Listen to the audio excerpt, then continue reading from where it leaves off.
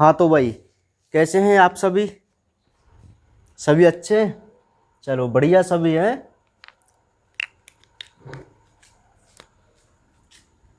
Chapter 16 पादप ऊतक संवर्धन। ठीक है, तो जैसा कि मैंने आपसे कल ही बोला था कि भाई अब जो हमारी ये 2 दिन वीडियो होगी, एक तो आज और एक कल, ठीक है, कल ये चैप्टर बिल्कुल समाप्त हो जाएगा। तो ये दोनों जो वीडियो है ना, वो बहुत ही इम्पोर्टेंट है। ठीक है, पहले ही मैं आपसे बोल के चल रहा हूं, बहुत ही इम्पोर्टेंट ये वीडियो है भाई, है ना, क्योंकि इस चैप्टर में से जो क्वेश्चन आएगा वो इन्हीं टॉपिक में से आएगा जो मैं आज और कल पढ़ाऊंगा। समझ रहे? तो आपको इन टॉपिकों पर बहुत अच्छी तरीके से ध्यान देते हुए चलना है भाई। ठीक है, स्टार्ट कर रहे हैं ना। तो कल हमने क्या देखा? कल हमने कोई ज़्यादा खास इंपॉर्टेंट बात भी नहीं की, लेकिन एक क्वेश्चन वहाँ पे हमने ज़रूर देखा, और वो क्वेश्चन था कि हम किसी वायरस संक्रमित पौधे से एक रोग रहित पादप कैसे तैयार कर सकते हैं। ये बहुत इंपॉर्टेंट क्वेश्चन कल हमने पढ़ा था ना।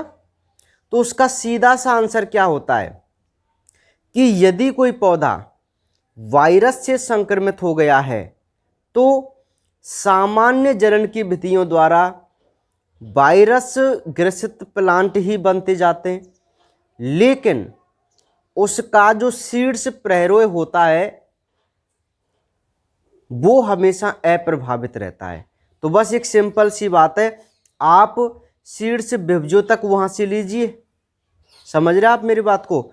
सीड्स विभजोतक ऊतक लीजिए, उसका संवर्धन कराइए, और जो प्लांट बनेगा वो रोग रहित प्लांट बनेगा।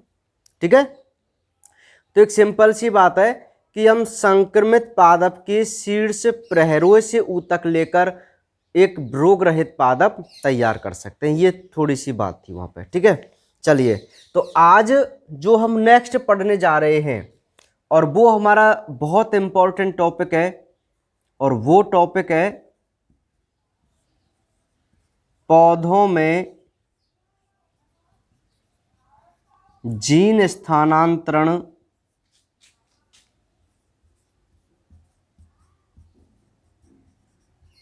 की विधियां। पौधों में जीन स्थानांतरण की विधियां। ठीक है, अब देखते हैं वह क्या होती हैं विधियां।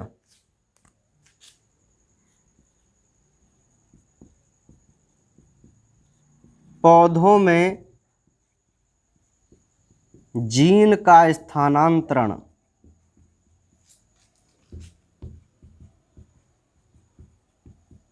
दो विधियों से होता है। दो विधियों से होता है। नंबर 1 वाहक निर्देशित अथवा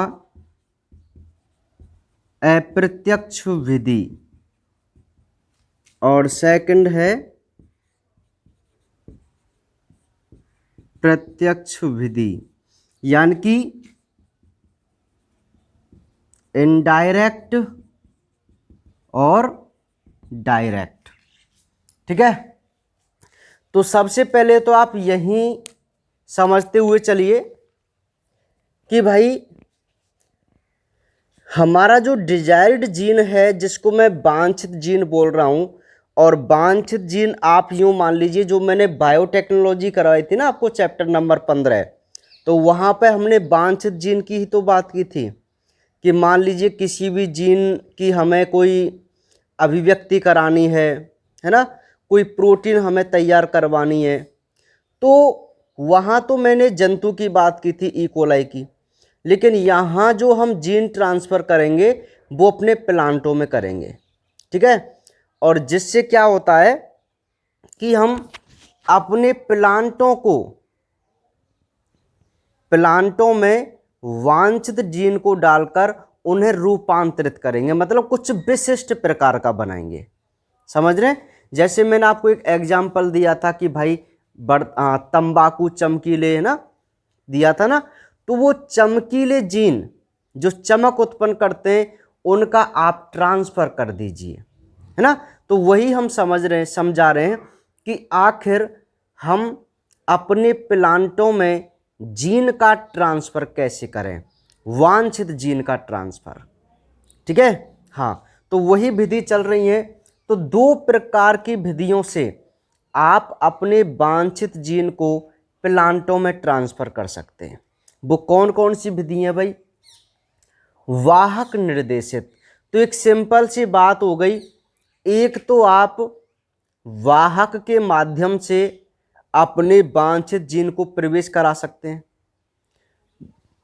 और चूंकि ये किसी माध्यम से हो रही है, एक वाहक के माध्यम से हो रही है, तो इसे हम इनडायरेक्ट मेथड भी बोलते हैं। क्या बोलते हैं? Indirect method. और दूसरा जो है वो है प्रत्यक्ष विधि, जिसको हम डायरेक्ट मेथड बोलते हैं, है ना। तो एक बहुत सिंपल सी बात हो गई कि प्लांटों में हम जीन का ट्रांसफर दो विधियों से कर सकते हैं, एक तो वेक्टर मीडिएटेड यानी कि इनडायरेक्ट, और एक डायरेक्ट। ठीक है, तो दोनों ही प्रकार की जो विधि हैं वो हमारे लिए इंपॉर्टेंट है। इनमें से कोई एक ना एक विधि हमसे एग्जाम में पूछ ली जाती है। समझ में आ गई बात? हाँ, तो चलिए सबसे पहले अपनी मोस्ट इंपॉर्टेंट विधि को देखते हैं। नंबर 1, वाहक निर्देशित या अप्रत्यक्ष विधि। क्लियर? चलिए, तो ये पहली विधि, पहले मैं इसकी थ्योरी लिख देता हूं। अच्छा, इसकी थ्योरी बहुत बड़ी है ना, थ्योरी थोड़ी बड़ी है, तो मैं अपनी हेडिंग को स्टार्टिंग से ही लेता हूं इसको ना, इसको मैं मिटा देता हूं क्योंकि अब ये कोई काम का नहीं है। पूरी थ्योरी में एक साथ लिखूंगा, इसकी थोड़ा टाइम इसमें लगेगा, लॉन्ग थ्योरी है। चलो एक बात और वहां पे समझ लो, मैं आपको बता दूं कि जो अप्रत्यक्ष विधि है या मैं कहूं वाहक निर्देशित विधि है, उसमें यह है कि इस विधि में डीएनए का जो ट्रांसफर है वो किसी वाहक की सहायता से होता है। और ये जो विधि है वाहक निर्देशित, वो 3 प्रकार की होती हैं। कितने प्रकार की होती हैं? 3 प्रकार की। तो मैं आपको बता दूं 101% जो अप्रत्यक्ष विधि को 3 भागों में डिवाइड किया है, उनमें से पहले नंबर का जो टॉपिक है, हेडिंग, वही आपको पढ़नी है। ठीक है, समझ रहे आप मेरी बात को? वही सबसे ज़्यादा इंपॉर्टेंट है, उसको ही क्वेश्चन में देता है वो। तो पहली विधि में यहां लिख के चल रहा हूं direct he. Number A, agrobacterium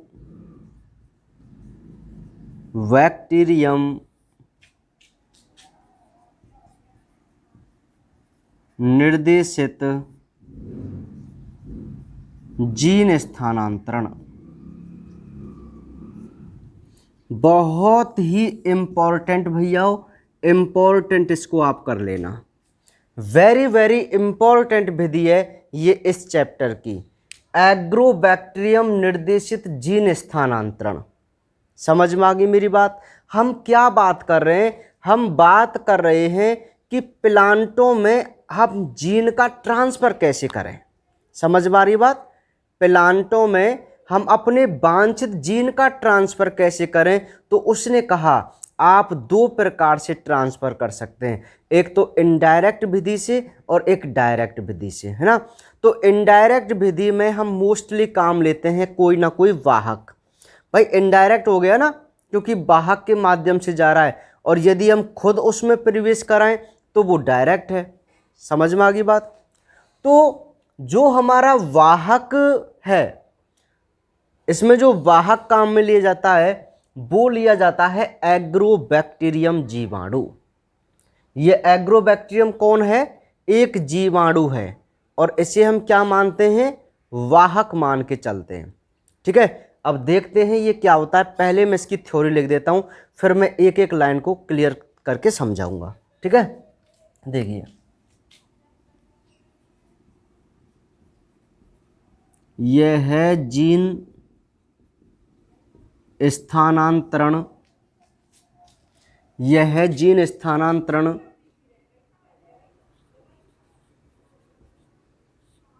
tumour प्रेरक प्लाज्मिड।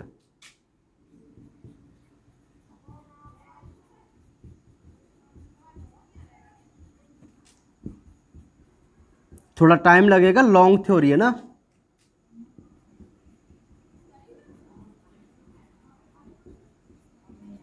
प्लाज्मिड पर आधारित है।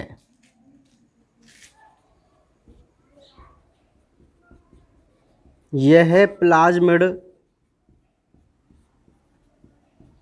मृदा में पाए जाने वाले एग्रोबैक्टीरियम ट्यूमेफेसिएंस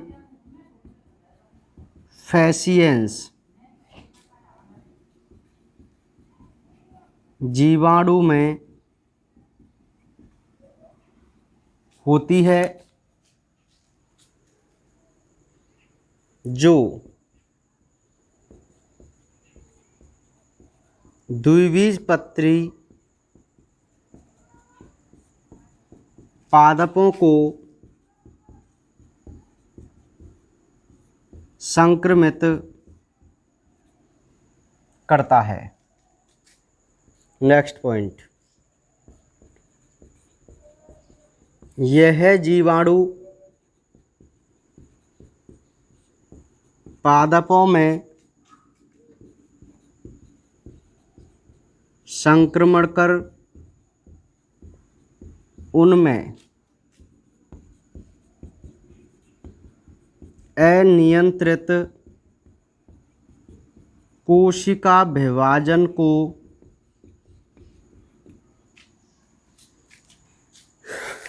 प्रेरित कर कीट पीठिका या अर्बुद GALL का निर्माण करता है।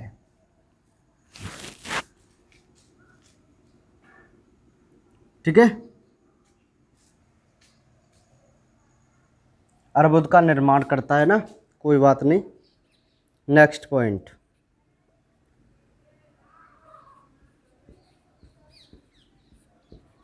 अर्बुद निर्माण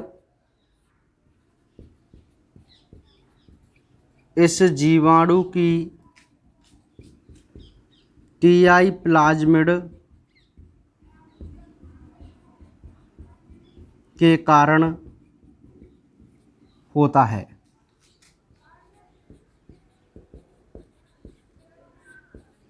संक्रमण के समय TI प्लाज्मिड की एक प्रति का समाकलन पादप के जीनोम से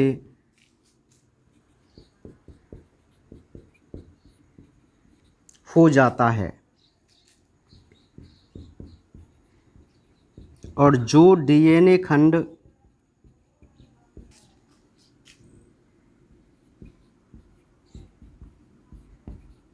अर्बुद प्रेरित करता है उसे tDNA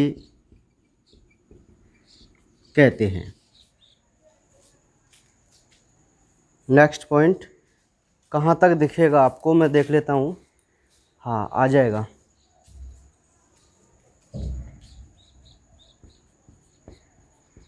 चूंकि पादपों में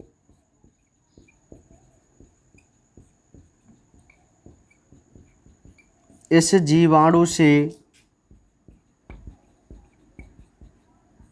संक्रमित होने का खतरा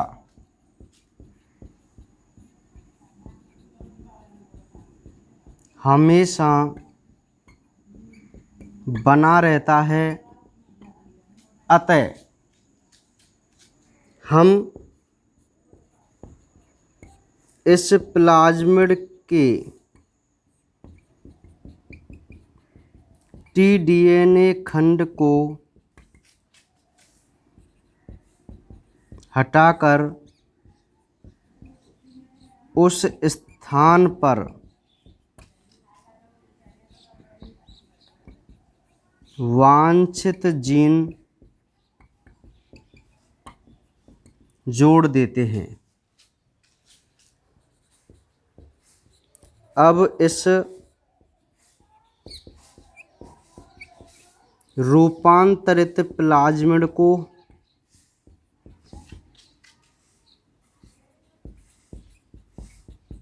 जीवाणु में प्रवेश करा उसे अपने इच्छित पादप के साथ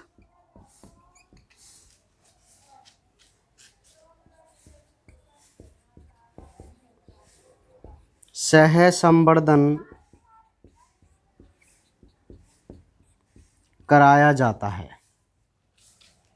इच्छित पादप के साथ सहसंवर्धन कराया जाता है, जिससे इसकी प्लाज्मिड पादप के अंदर प्रवेश कर जीनोम से जुड़ जाए। ठीक है, तो ये थ्योरी आप एक बार देखो, उसके बाद आपको ये सारी चीज समझ में आ जाएगी। देखिए भाई, ध्यानपूर्वक आप मेरी इस बात को समझना, ये बहुत इंपॉर्टेंट एक टॉपिक है और बहुत ही इंपॉर्टेंट क्वेश्चन है। ठीक है, ये अकेला क्वेश्चन 2 नंबर का आपसे पूछा जाएगा। ठीक है, 101% ये बहुत इंपॉर्टेंट है और फर्स्ट साल आ भी चुका है ये क्वेश्चन। ठीक है, देखिए भाई, मैं आपको सबसे पहले बता दूं कि एक जीवाणु होता है एग्रोबैक्टीरियम ट्यूमेफेसियंस। बात को जरा ध्यान से समझो। एग्रोबैक्टीरियम ट्यूमेफेसियंस नाम का एक जीवाणु होता है। ठीक है, और उस जीवाणु का स्वभाव क्या है? उस जीवाणु का सामान्य स्थिति में ये स्वभाव होता है कि वो हमेशा द्विबीजपत्री पादपों को संक्रमित करता है। क्या करता है? जो हमारे डाइकोट प्लांट होते हैं, डाइकोट प्लांट, उनमें अपनी प्लाज्मिड को प्रवेश करा देता है। बात को जरा ध्यान से समझो। एक जीवाणु है, एटी में बोल रहा हूं ना, आप एटी से समझ जाएंगे क्या? एटी एग्रोबैक्टीरियम ट्यूमेफेसियंस है ना, हाँ बड़ा नाम है ना, कोई दिक्कत नहीं। देखिए, ये जो एटी जीवाणु है, इस जीवाणु की ये विशेषता होती है कि ये द्विबीजपत्री पादपों में एक रोग फैलाता है। अब ये रोग फैलाने का सिस्टम क्या था इसका? जिस प्रकार जीवाणु भोजी, याद है जीवाणु भोजी केवल अपने डीएनए को ही इकोलाई के अंदर प्रवेश कराता था ना, सेम उसी प्रकार ये एग्रोबैक्टीरियम जीवाणु जो है वो भी अपने अंदर से एक प्लाज्मिड को निकालता है, प्लाज्मिड, और उस प्लाज्मिड को प्लांटों में प्रवेश कराता है। तो वो प्लाज्मिड क्या करती है? उन डाइकोट प्लांट में अनियंत्रित कोश का विभाजन करवाती है और जिससे उसमें गांठ गांठ बन जाती है, गांठें जैसी संरचना। क्या बन जाती हैं? गांठ जैसी संरचना बन जाती है। तो उन गांठ जैसी संरचनाओं को हम ट्यूमर बोलते हैं, अर्बुद बोलते हैं। क्या बोलते हैं? ट्यूमर बोलते हैं, अर्बुद बोलते हैं। बात समझ में आ रही है ना? क्या बोलते हैं? अर्बुद। हाँ हाँ, देखो थोड़ा काम सा आ गया था, कोई दोबारा जुड़िए टॉपिक से। तो मैं क्या कह रहा था कि एग्रोबैक्टीरियम जीवाणु, कौन सा जीवाणु? एग्रोबैक्टीरियम जीवाणु। और इसका काम क्या होता है? इसका काम होता है कि ये अपने प्लाज्मिड को द्विबीजपत्री प्लांट के अंदर प्रवेश कराता है, जिससे उस प्लांट में कुछ गांठ जैसी संरचनाएं बन जाती हैं, जिन्हें हम अर्बुद बोल के चलते हैं। क्लियर? तो एक सिंपल सी बात हमारे सामने ये आई कि भाई ये जो एटी जीवाणु है जो द्विबीजपत्री पादपों में रोग फैलाता है। समझ में आ गई बात? अब एक बात मुझे बताओ आप कि यदि ये जीवाणु अपने प्लाज्मिड को ही उसमें प्रवेश करा रहा है, ये उसका स्वभाव है, तो हमने एक दिमाग लगाया कि यार यदि इस जीवाणु के प्लाज्मिड में से उस खंड को हटाया जाए जो प्लांटों में रोग फैलाने के जिम्मेदार है। मेरी बात समझ में आ रही है? क्योंकि ये हम सभी को पता है कि उस प्लाज्मिड के पास कोई ऐसा डीएनए खंड होगा जो रोग फैलाने के लिए रेस्पॉन्सिबल होगा, यानी हमारे लिए हानिकारक है। क्लियर? तो हमने क्या दिमाग लगाया कि केवल उस टुकड़े को काट दीजिए, प्लाज्मिड के टुकड़े को काट दीजिए जो रोग फैलाने के लिए रेस्पॉन्सिबल होता है, और अपने वांछित जीन को उस स्थान पर जोड़ दीजिए। बताओ आप ऐसा कर सकते नहीं कर सकते? कर सकते हैं ना, है ना? तो हमने बिल्कुल ऐसा ही किया। अब क्या किया? जो प्लाज्मिड जिसमें आपने अपने वांछित जीन को डाल दिया है, क्या आप उसे रिकॉम्बिनेंट प्लाज्मिड नहीं बोलेंगे? पुनर्योगज प्लाज्मिड नहीं बोलेंगे? बोलेंगे ना? तो अब पुनर्योगज, या जिसको मैं रूपांतरित प्लाज्मिड भी कह सकता हूं, मतलब बदली हुई प्लाज्मिड, तो उस प्लाज्मिड को दोबारा से अपने एग्रोबैक्टीरियम जीवाणु में प्रवेश करा दो, क्योंकि पहले आपने उसको निकाल लिया था ना, ताकि आपको अपना जीन भी तो जोड़ना था उससे, है ना? समझ रहे ना आप मेरी बात को? अब तुमने क्या किया? उस रूपांतरित प्लाज्मिड को दोबारा से प्रवेश करा दिया एटी जीवाणु। ठीक है? अब क्या किया? एक तुमने लिया बीज, या मैं मोस्टली बोलूंगा प्रोटोप्लास्ट, जीव द्रव्य। ठीक है?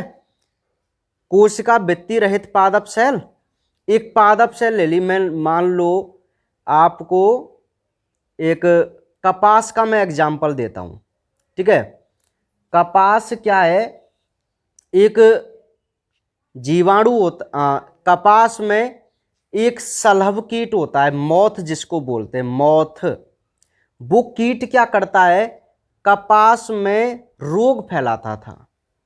ठीक है? कपास में रोग फैलाता था कि जो उसके फल होते हैं ना, उसमें छेद कर देता, तो जिसको हम फल छेदक कीट भी बोलते थे। समझ रहे? तो हमने क्या किया? चलो ये बड़ा एग्जाम्पल है, मैं आपको बताऊंगा ना, अभी पहले इसको समझो फिर इस पे आते हैं ना। ये बहुत इंपॉर्टेंट है, मैं अलग से बताऊंगा आपको। एक बार इसकी थ्योरी पढ़ो। हाँ, ये बात तो कंप्लीट हो गई। अब आपको पता चल गया कि हम एटी जीवाणु के प्लाज्मिड में अपने जीन को डालकर किसी दूसरे के साथ संवर्धन कराएंगे, तो एटी क्या करेगा? अरे एटी का तो स्वभाव है कि उसे जैसे ही डाइकोट सेल दिखी, बस अपने प्लाज्मिड को ट्रांसफर कर देना, ये उसका स्वभाव है। ठीक है? अब उसने क्या किया? जैसे ही अपने प्लाज्मिड को प्रवेश कराया उस बीज के अंदर, लेकिन हम तो बहुत बुद्धिमान थे, हमने तो बहुत बड़ी चालाकी कर दी। वो क्या चालाकी कर दी कि जिस प्लाज्मिड को अब उसने ट्रांसफर किया है, उस प्लाज्मिड के साथ हमारे काम का डीएनए भी उस प्लांट सेल के अंदर प्रवेश कर गया है। समझ में आ रही मेरी बात, है ना? तो बस इसी प्रकार हम अपने जीन का क्या करते हैं? ट्रांसफर करते हैं। तो आपको थोड़ी बहुत बात समझ में आ गई होगी। अब एक बार इस थ्योरी को देख लीजिए, सुनिए कि यह जीन स्थानांतरण ट्यूमर प्रेरक प्लाज्मिड पर आधारित है कि नहीं बताओ। मतलब उस प्लाज्मिड पर ये विधि आधारित है जो ट्यूमर होने को प्रेरित करती है। सिंपल सी बात है। तो इसका नाम है ट्यूमर इंड्यूस्ड प्लाज्मिड, जिसको हम टीआई प्लाज्मिड के नाम से भी जानते हैं शॉर्ट में। तो आप याद रखना टीआई प्लाज्मिड को। किसको? TI plasmid. तो टीआई प्लाज्मिड किस जीवाणु की होती है? ईटी जीवाणु की होती है। ये जो विधि हम देख रहे हैं, ये विधि किस पर आधारित है यार? टीआई प्लाज्मिड पर ही तो आधारित है। तो पहली लाइन तो यही कह रही है, ठीक है। नेक्स्ट ये कहता है कि यह जो प्लाज्मिड है, अब ये लाइन बताना चाह रही है कि जो टीआई प्लाज्मिड की आप बात कर रहे हैं ये कहाँ और किसकी है। तो बस यह प्लाज्मिड मिट्टी में पाए जाने वाले एग्रोबैक्टीरियम टूमीफेसियंस जीवाणु में होती है ना, जो द्विबीजपत्री पादपों को संक्रमित करता है। तो ये लाइन भी बहुत सिंपल है, ठीक है। नेक्स्ट पॉइंट क्या कहता है कि यह जीवाणु पादपों में संक्रमण कर, मतलब जो एटी जीवाणु है, पहले इसका ये स्वभाव बता रहा है आपको।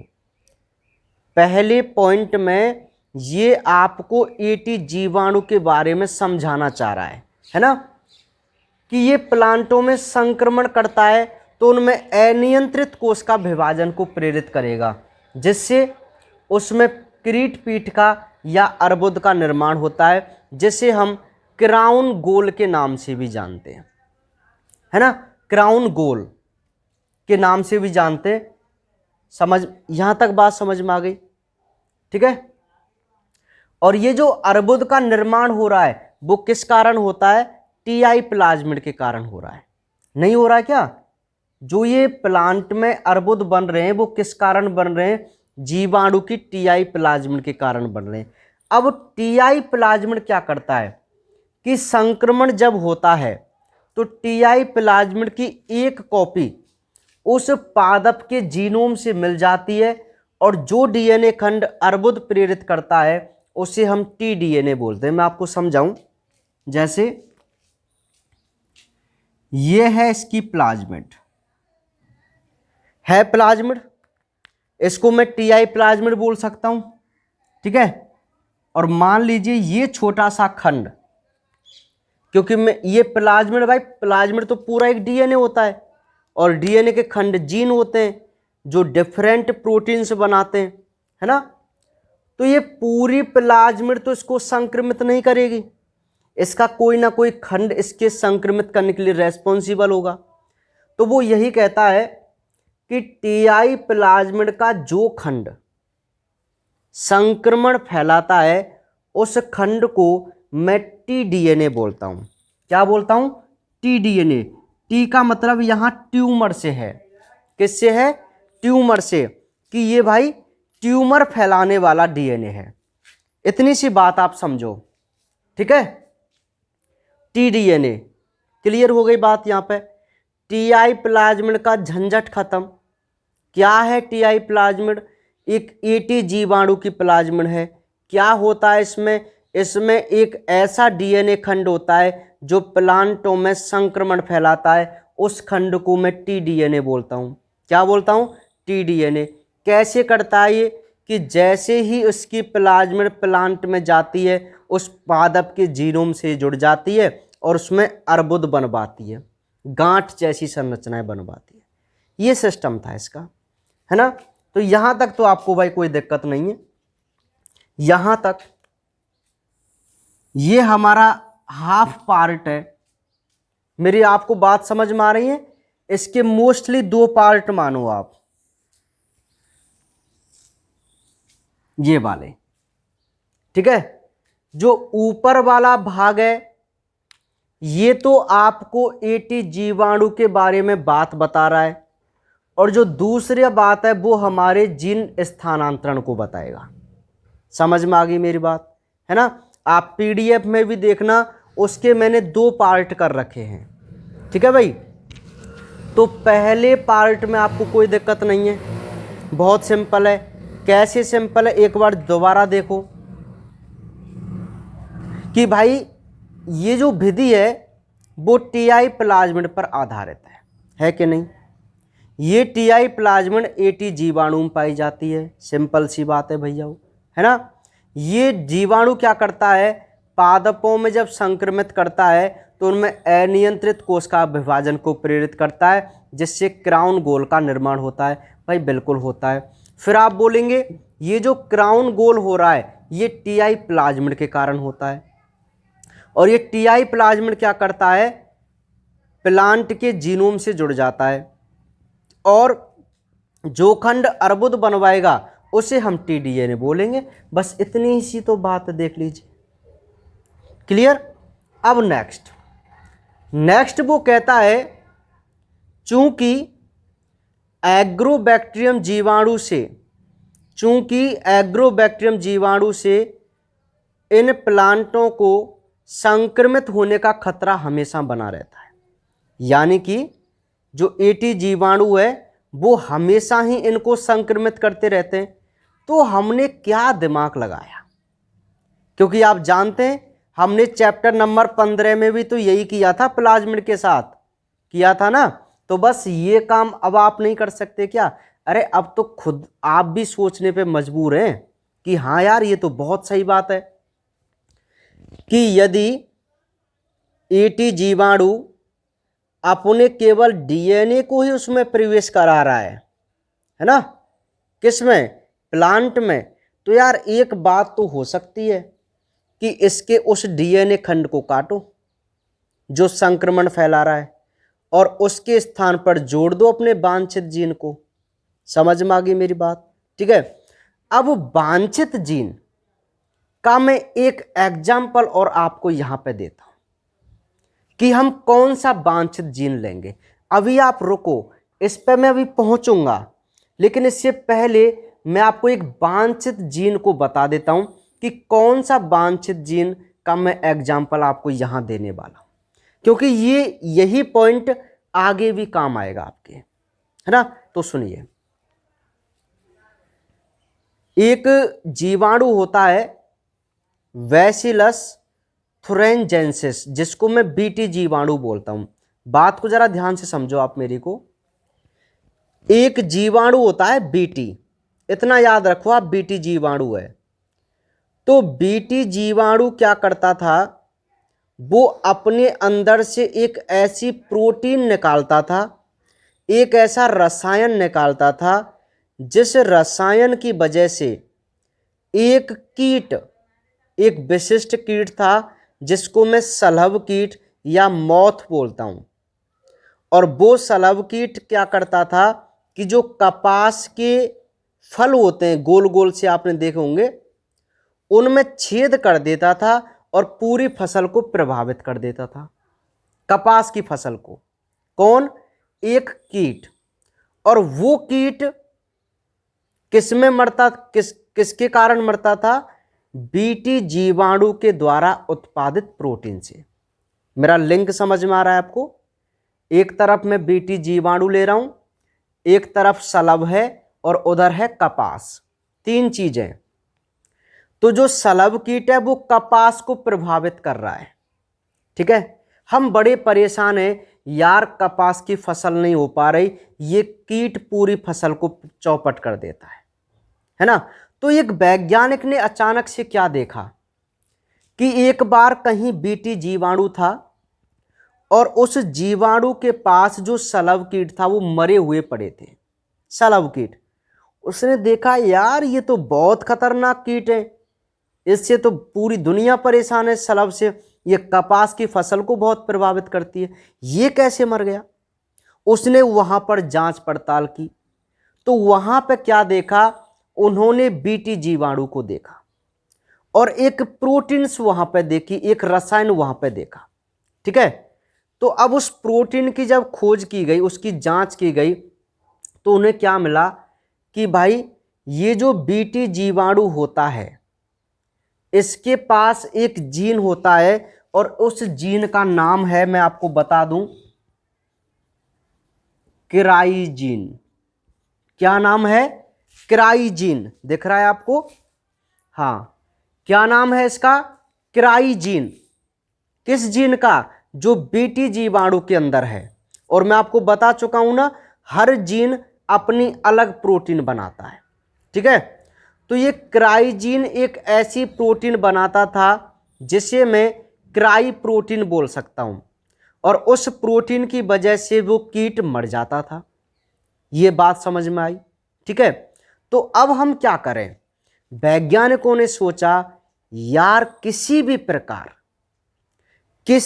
प्रकार एनी हाउ कंडीशन, यदि ये क्राइजीन, अब मेरी बात समझ में आ रही है, यदि ये क्राइजीन हमें मिल जाए और हम इसे अपने कपास के प्लांट में ट्रांसफर कर दें, और उस कपास के अंदर, भाई जीन तो अपनी खुद की प्रोटीन हमेशा बनाते हैं चाहे वो कहीं पे रहें, ठीक है। अब ये क्राइजीन क्राई प्रोटीन बनाता था जो सलब को मारता था। तो यदि हम इस जीन को अपने कपास के प्लांट में ट्रांसफर कर दें, तो आप बात को सोचिए, उस कपास के अंदर भी ये तो वही प्रोटीन बनाएगा, है ना। और जैसे ही ये प्रोटीन का निर्माण उस कपास के अंदर होने लग जाए, तो ये सलब कीट जैसे ही उसको थोड़ा सा खाएगा नष्ट हो जाएगा। है ना काम की बात? आई बात समझ में? नहीं आई तो बस इसी को हम अब क्या बोल सकते हैं? वांछित जीन बोल सकते हैं, क्राइजीन, ठीक है। मेरी बात समझ में आ रही है? मतलब हमने पौधों में ट्रांसफर करने के लिए एक वांछित जीन की पहचान कर ली। अब हम क्या करेंगे? अब हमने सोचा यार इसको कैसे इस प्लांट में ट्रांसफर किया जाए, कपास के प्लांट में। तो उन्होंने कहा यार बहुत सिंपल है ये तो। भाई कैसे सिंपल है? यार एक ईटी नाम का जीवाणु है, एग्रोबैक्टीरियम, और वो पता है क्या करता है? वो अपने प्लाज्मिड को ही प्रवेश कराता है प्लांट के अंदर और उसमें रोग फैला देता है। और उसमें मजेदार बात यह है कि उसका एक खंड ही उसमें रोग फैलाता है। मैंने कहा यार फिर तो काम चल गया, अपनाइए बायोटेक्नोलॉजी, लाइए रेस्ट्रिक्शन एंजाइम, काटिए टीडीएनए को। समझ में आ रही मेरी बात? टीडीएनए को काटिए और उसमें जोड़ दीजिए अपने क्राइजीन को। समझ पा रहे हैं आप मेरी बात को आप, है ना। तो क्राइजीन हमारा वांछित हो गया ना, इसको जोड़ दीजिए बस। अब आपकी प्लाज्मिड जो टीआई प्लाज्मिड थी वो कैसी हो गई? रूपांतरित प्लाज्मिड। रूपांतरित प्लाज्मिड का सीधा सा मतलब होता है बदली हुई प्लाज्मिड। तो बदल गई ना प्लाज्मिड आपकी, है ना। समझ में आ रही है मेरी बात? तो उस प्लाज्मिड को आप दोबारा एटी जीवाणु में प्रवेश कीजिए। अब एटी को आप मान लीजिए कपास की कोशिका है और एटी जीवाणु है और एक माध्यम में वो आराम से पड़े हुए। तो एटी जीवाणु क्या करता है? ओहो डाइकोट सेल, द्विबीजपत्री कोश का, मजे आ गए, मुझे भोजन मिलने वाला है, मैं इसमें अभी जाता हूं और इसमें संक्रमण फैला कर आता हूं। यही सोचेगा भाई, क्योंकि उसका स्वभाव है। लेकिन उसको क्या पता है कि मनुष्य कितना बुद्धिमान है ना। क्या किया हमने? अरे उसके खतरनाक जीन को हटाकर एक अच्छा जीन हमने उसमें जोड़ दिया। लेकिन एटी को क्या पता है? वो तो अपने स्वभाव के अनुसार क्या करेगा? अपने प्लाज्मिड को उसके अंदर प्रवेश कराएगा। और जैसे ही वो प्लाज्मिड उसके अंदर प्रवेश करेगा, भाई रेप्लिकेशन होगा, उसके जीनोम से वो जुड़ेगा, अपनी फोटोकॉपी बनाएगा, अपनी प्रोटीन बनाएगा। तो जैसे ही उस प्लांट बड़ा होगा, जो कपास का पौधा जो बड़ा होगा, तो उसमें प्रोटीन बनेंगी। तो प्रोटीन जो बनेंगी उसकी खुद की बनेंगी, और जो हमने क्राइजीन डाला है उसकी भी प्रोटीन बनती जाएंगी, ठीक है। तो अब जो ये प्लांट है जिसको मैं कपास का प्लांट बोल रहा हूँ, उसे हम वर्तमान समय में बीटी कॉटन के नाम से जानते हैं। किस कॉटन के नाम से जानते हैं? BT cotton. बीटी मतलब जीवाणु से लेकर है ना। और वो किसके प्रतिरोधी फसल है? अब सलब कीट के प्रतिरोधी फसल है, जिसमें उसका कोई प्रभाव आज नहीं होता। तो ये फायदे हैं भाई बायोटेक्नोलॉजी के। समझ में आ गई मेरी बात? आपको नहीं आई? ठीक है। तो इसलिए हम एग्रोबैक्टीरियम जीवाणु को काम में लेते हैं। मोस्टली ज़्यादातर उसी के लिए। ठीक है, अब देखो इसको समझो। चूंकि पादपों में इस जीवाणु से संक्रमित होने का खतरा हमेशा बना रहता है। बताओ बना रहता है नहीं बना रहता? इसलिए हम क्या करें, इस प्लाज्मिड के टीडीएनए खंड को हटाकर उस स्थान पर वांछित जीन यदि जोड़ देते हैं और अब इस रूपांतरित प्लाज्मिड को जीवाणु में प्रवेश कराकर उसे अपने इच्छित पादप के साथ सह संवर्धन कराएं, तो इससे उसकी जो प्लाज्मिड है वो पादप के अंदर प्रवेश कर जीनोम से जुड़ जाती है और उसमें अपनी अभिव्यक्ति शो करती है। समझ में आ गई मेरी बात? नहीं आई? ठीक है, तो इस प्रकार एटी वाहक की सहायता से हम अपने वांछित जीन को ट्रांसफर करते हैं। मुझे बताइए ये पूरा सिस्टम जो कि बहुत ही इंपॉर्टेंट टॉपिक है, वो आपकी समझ में आया कि नहीं आया? ठीक है, बहुत इंटरेस्टिंग टॉपिक है भाई, समझ में आ रही मेरी बात? तो ये बहुत इंपॉर्टेंट एक क्वेश्चन है कि एग्रोबैक्टीरियम वाहक द्वारा आप डीएनए या जीन ट्रांसफर विधि को समझाइए। तो ये आपको पूरा सिस्टम क्लियर हो गया। ठीक है, समझ में आ रही मेरी बात? ये जो थ्योरी है आप पीडीएफ में देखेंगे, पीडीएफ में बिल्कुल सटीक जो थ्योरी मैंने लिखी हुई है उसी से आप आंसर करेंगे। बिल्कुल पूरी थ्योरी मैंने वहां पर लिखी हुई है और सॉर्ट करके जो सेलेक्टिव पॉइंट है ना वही मैंने वहां पर लिखे हैं। ठीक है भाई, तो आपको इस टॉपिक में तो भाई बिल्कुल भी कोई दिक्कत नहीं होनी चाहिए। समझ रहे हैं आप मेरी बात को? मैं क्या कहना चाह रहा हूं, ये बहुत बड़ा टॉपिक था समझाने में। देख लीजिए लगभग 40 मिनट का समय लग गया है इसमें। ठीक है, तो अब तो आपको समझ में आ गया होगा, है ना? बहुत सिंपल है, अपने दिमाग में इतना रखो यार कि ये विधि टीआई प्लाज्मिड पर आधारित है। अब आधारित तो आप बताइए कि टीआई प्लाज्मिड किस में होता है? कि यह मृदा में पाए जाने वाले एग्रोबैक्टीरियम जीवाणु, एग्रोबैक्टीरियम टूमीफेसियंस का जीवाणु है। ठीक है, फिर ये क्या करेगा, ये पादपों में संक्रमित कर उनमें अर्बुद निर्माण करवाता है और ये अर्बुद निर्माण टीआई प्लाज्मिड के कारण होता है। ये प्लाज्मिड क्या करेगा कि उसके जीनोम से जुड़ जाएगा और जो खंड जुड़ेगा वो डीएनए टीडीएनए कहलाएगा। बस यार इतनी सी तो बात है, इतना मैंने बोला, पूरी आपकी थ्योरी से पॉइंट है ये। फिर आप बोलेंगे चूंकि इससे हमेशा खतरा बना ही रहता है तो हम क्या करें, इसके जीन में से, इसके प्लाज्मिड में से टीडीएनए खंड को निकालकर उसमें अपने वांछित जीन को जोड़ देते हैं, है ना? और वांछित जीन को जोड़ देते हैं तो उसमें उस रूपांतरित प्लाज्मिड को आप एटी जीवाणु में प्रवेश कराइए और जिसके संवर्धन कराते हैं जिससे प्लाज्मिड आसानी से उसमें प्रवेश कर जाती है। क्लियर? तो ये बात है भाई एग्रोबैक्टीरियम जीवाणु की। अब यहां पे मैं आपको एक छोटी सी बात और बता देना चाहता हूं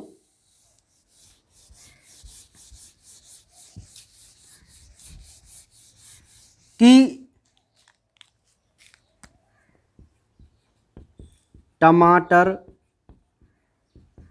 तंबाकू, टमाटर है, तंबाकू है, तो हम इनकी क्या करते हैं, इनकी जो पत्ती होती है ना, इनके रिंग लेते हैं, एक वलयनुमा संरचना।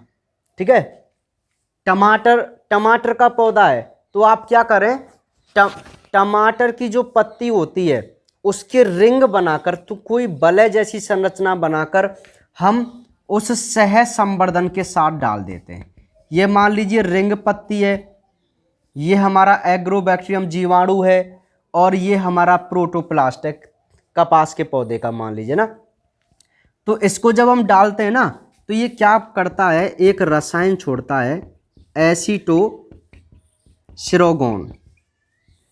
एसीटोसिरोगोन एक रसायन ये पत्ती छोड़ती हैं जिससे क्या होता है कि इनके ऑपेरॉन्स जो होते हैं, अब जीन में एक ऑपेरॉन भाग होता है प्लाज्मिड का, तो जो ऑपेरॉन है वो सक्रिय हो जाते हैं जिससे क्या है वो जल्दी इसमें प्रवेश कर जाते हैं। इस एसीटोसिरोगोन रसायन के माध्यम से जो इसके ऑपेरोन होते हैं इस प्लाज्मिड के एग्रोबैक्टीरियम जीवाणु के, वो जल्दी एक्टिवेट हो जाते हैं और वो आसानी से अंदर तक प्रवेश कर जाते हैं। ठीक है, ये पॉइंट भी आप एक पढ़ लेना। और मैं आपको बता दूं कि आनुवांशिक अभियांत्रिकी में हम इस वाहक का प्रयोग कर रहे हैं, और ये बताइए एक प्राकृतिक घटना है कि नहीं? प्रकृति में अपने आप हो रही है ना ये, क्योंकि एग्रोबैक्टीरियम जीवाणु प्रकृति से हमें मिलता है। ठीक है, तो इसलिए इसे हम प्राकृतिक आनुवांशिक अभियंता भी कहते हैं। ये पॉइंट भी आप देख लेना, लिखा हुआ है नोट्सों में, आनुवांशिक अभियंता। ये जो एग्रोबैक्टीरियम जीवाणु है ना, इसका प्रयोग आनुवांशिकी अभियांत्रिकी में प्राकृतिक रूप से होने के कारण हम इसे नेचुरल जेनेटिक इंजीनियर भी बोलते हैं ना, प्राकृतिक आनुवांशिक अभियंता भी बोल के चलते हैं। किसको? एग्रोबैक्टीरियम जीवाणु को। तो आपकी पीडीएफ में लास्ट में आपको ये पॉइंट भी मिल जाएगा लास्ट में आपको ये पॉइंट भी मिल जाएगा कि हम एग्रोबैक्टीरियम जीवाणु को प्राकृतिक आनुवांशिक अभियंता क्यों कहते हैं, तो वो भी आप देख लेना भाई। ठीक है, तो इस प्रकार आपका ये पहले जो विधि है वो कंप्लीट है, वाहक निर्देशित, जिसमें एग्रोबैक्टीरिया हमको पढ़ के चलना था। ठीक है, बाकी जो और विधि है दूसरी, जैसे विषाणु वाली, मतलब एक वाहक तो हो गया कौन सा हमारा, जीवाणु एग्रोबैक्टीरियम। चूंकि आप इसमें भाई पूरी विधि ही यार इनडायरेक्ट है, मतलब वाहक निर्देशित है, तो वाहक ही वाहक काम मिलेंगे। तो पहला जो इम्पोर्टेंट था वो तो था एग्रोबैक्टीरियम, दूसरा जो है वो है विषाणु वाहक। तो विषाणु में कुछ नहीं है, एक जेमिनी और कॉलिमो वायरस है, इतना आप याद रखो, जेमिनी और कॉलिमो वायरस। जेमिनी और कॉलिमो वायरस दो ऐसे वायरस हैं जो वाहक की तरह काम में लिए जाते हैं, केवल इतना ही आपको वहां पे याद रखना है। ठीक है, हाँ तो एक फिर तीसरी जो विधि हमारी वो है इनप्लांटा तकनीक, है ना। मैं आपको बता दूं कि जो वाहक निर्देशित विधि है वो तीन है, एक तो है एग्रोबैक्टीरियम, एक है विषाणु निर्देशित, और एक है इनप्लांटा तकनीक। तो एग्रोबैक्टीरियम तो हमने देख ही ली, विषाणु उसमें क्या है, आपको इतना कहना है कि हम वाहक के रूप में जेमिनो वायरस और कॉलिमो वायरस का भी प्रयोग कर रहे हैं, बस इतनी सी बात है। और जो इनप्लांटा तकनीक है, इनप्लांटा तकनीक, तो मैं आपको बता दूं इनप्लांटा तकनीक में क्या होता है कि हम एग्रोबैक्टीरियम वाहक को ही काम में लेते हैं, एग्रोबैक्टीरियम को ही, लेकिन उसमें इतना अंतर होता है कि हम अपने वांछित जीन को सीधे ही अपने प्लांट में प्रवेश करा देते हैं, बस इसी को इनप्लांटा तकनीक कहते हैं। मतलब बिल्कुल भी इंपॉर्टेंट वाली बात नहीं है।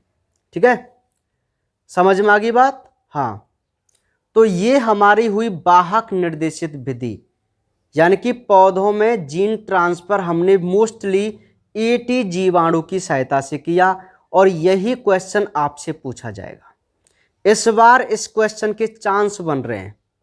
ठीक है, आएगा भाई, बिल्कुल समझ लेना आप मेरी बात को, घोट के पी जाना इस क्वेश्चन को, हर लाइन को समझना। इसका कंसेप्ट बनाओ यार, बहुत सिंपल है, टीआई प्लाज्मिड को लेके उसको देखिए, थोड़ी प्रैक्टिस तो भाई आपको करनी पड़ेगी, है ना। तो आपका पूरा क्वेश्चन ये हल हो जाना चाहिए। आज ही इस प्रश्न को याद कर लेना, बहुत इंपॉर्टेंट है। ठीक है, तो कल से हम देखेंगे अपनी इनडायरेक्ट विधियों को, वो डायरेक्ट विधियों को, प्रत्यक्ष विधियों को। ठीक है, तो प्रत्यक्ष विधि भी हमारी मोस्ट है, और उसके अलावा जो टॉपिक और हैं वो भी हमारे मोस्ट हैं। शायद कल ये कंप्लीट हो जाएगा चैप्टर। ठीक है, हाँ, क्योंकि ये जो एटी जीवाणु वाला ये बहुत ही बड़ा एक कंसेप्ट था, बहुत बड़ा टॉपिक था। तो अब आपको ये क्लियर समझ में आ गया होगा। तो आप इसमें थोड़ी मेहनत और कर लेना, क्लियर आपका ये क्वेश्चन हो जाएगा। समझ में आ गई मेरी बात, है ना। तो अब पढ़ते रहिए आराम से, बाकी बातें जो करेंगे वो कल करेंगे। ET जीवाणु को ढंग से देख लेना। यदि समझ में नहीं आया है तो कमेंट करके मुझे व्हाट्सएप पे आप मुझे बता देना कि सर दोबारा बता दीजिए, मैं हल्के से प्रारूप में आपको कल भी रिवाइज करा दूंगा। ठीक है, समझ में आ रही बात। लेकिन पढ़ना जरूर, याद जरूर करना। ठीक है, ओके।